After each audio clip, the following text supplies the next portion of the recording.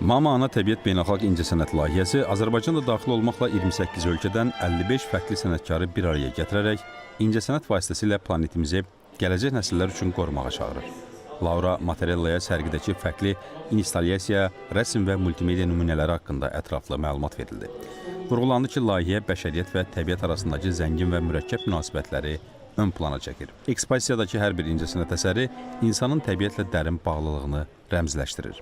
Layihə yer kürəsinin təkcə ilham mənbəyi kimi deyil, həm də həyat üçün zəruri qidalandırıcı qüvvə kimi təqdim etmək məqsəd daşıyır. Ekspozisiya dünya səyahəti zamanı insanla təbiət arasındakı ayrılmaz bağlılığı vurğulayır və ana fiqurunu həm mənəvi, həm də fiziki mənada həyatın əsas mənbəyi kimi ön plana çıxarır. İnstalyasiyalar insan övladına təbiətlə qarışıq məsuliyyət, qayğı və ekoloji yenilmənin zəruriliyi barədə düşünməyə sövq edir. Buradakı instalyasiyaları zövqlə seyr edirəm. Onların dərin mənası var. Nümunələrdən biri analıqdan qaynaqlanan körpəni qoruma instinktini nümayiş etdirir.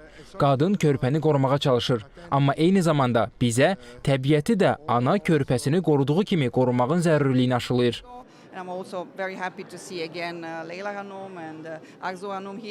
Bugün burada olmağımdan, Leyla xanımı, Arzu xanımı yenidən görməyimdən nə qədər məmnun olduğumu sözlə ifadə etmək çətindir. Sərgiyə gələnlərin ekspozisiyalara necə maraqla baxdığını özünüz də müşahidə edə bilirsiniz. Bu layihələr bizə müasir Azərbaycan incəsənəti ilə daha yaxından tanış olmaq üçün olduqca qiymətli bir imkan yaradır.